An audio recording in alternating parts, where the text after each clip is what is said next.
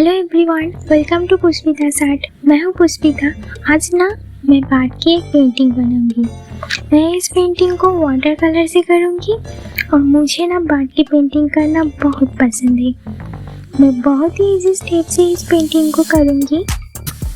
तो चलिए बिना टाइम वेस्ट किए पेंटिंग को स्टार्ट करते हैं। और पहले मैं बैकग्राउंड को कलर करूंगी, उसके बाद मैं बर्ड को कलर करना स्टार्ट करूंगी।